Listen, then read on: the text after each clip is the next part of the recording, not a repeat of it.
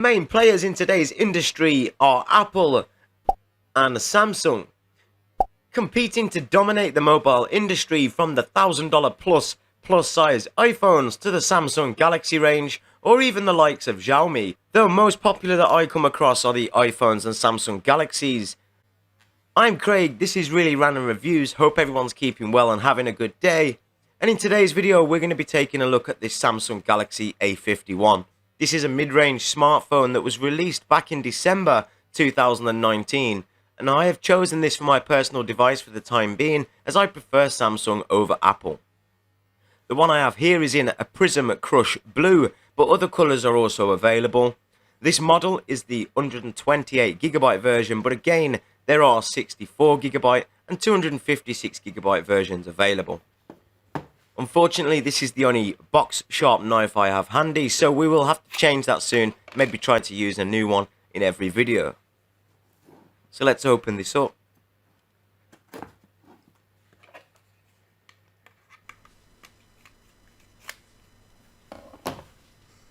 Okay, so the front is glass.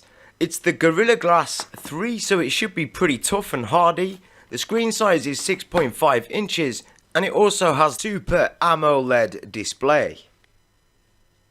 It's a 4K hole punch style camera that's also under the glass, and the fingerprint biometric scanner is also at the bottom under the glass. It has the USB Type-C charger, no wireless charging here I'm afraid. The speaker is just to the right, and the microphone, it looks really nice and discreet. And most importantly, it has the 3.5mm headphone jack. We also have the 48 megapixel 4 cameras there on the top left of the phone. The thickness is 7.9mm all in. The frame is plastic here I'm afraid, but at this price point that's to be expected. All the edges are curved and have a nice flush feel, including the buttons, and it looks really nice and premium.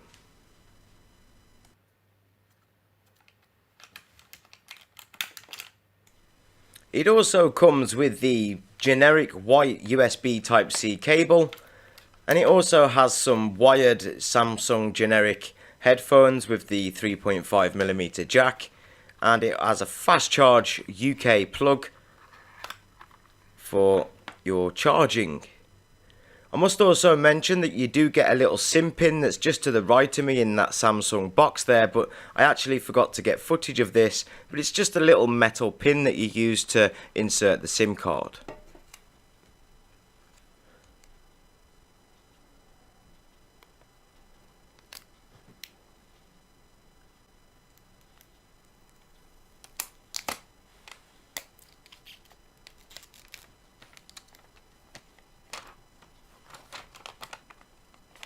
Well, removing the plastic film was less satisfying than I anticipated, but okay, let's fire it up and see what we're dealing with here.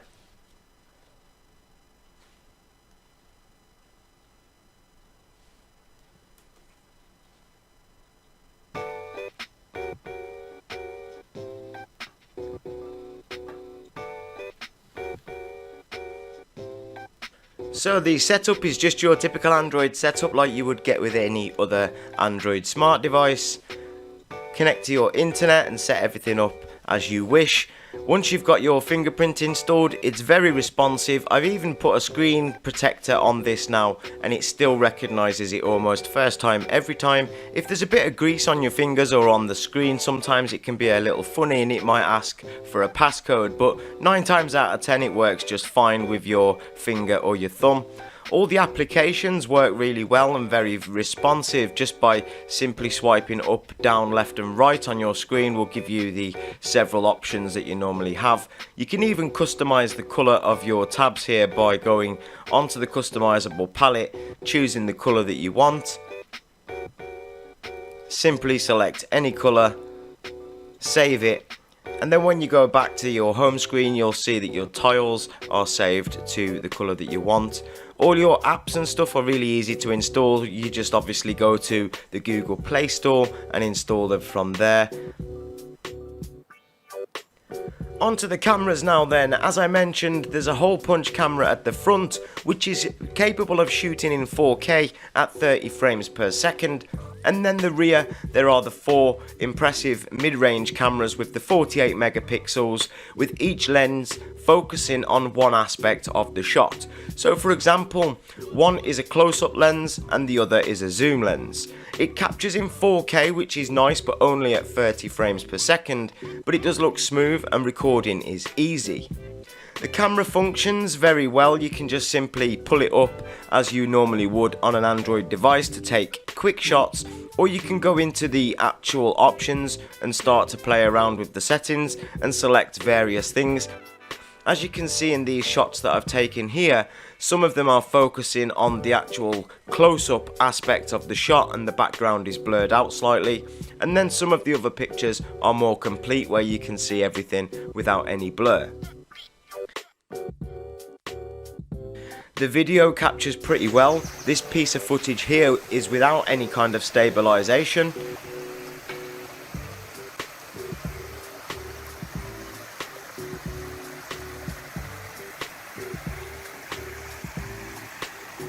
This is with stabilization on.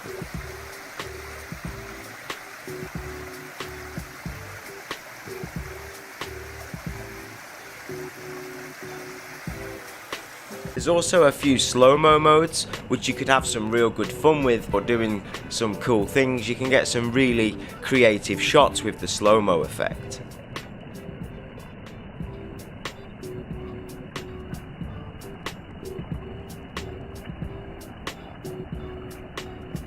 So this is the basic slow-mo mode. And then this is the super slow-mo mode.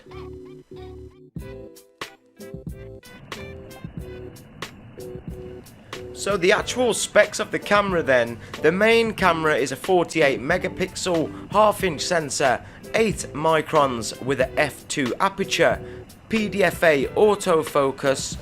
The bottom camera is a 12 megapixel ultra wide with a f2.2 aperture.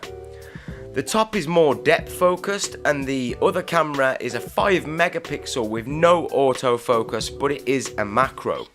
The front hole punch camera is small and discreet with a 32 megapixel 4K sensor, and all footage is recorded in 30 frames per second. It's running a Octa-core 4x2.3 GHz Cortex processor, also has the Super AMOLED display. Overall, I think this is a great phone for the price. It's under £300. I've been really enjoying it the last few days.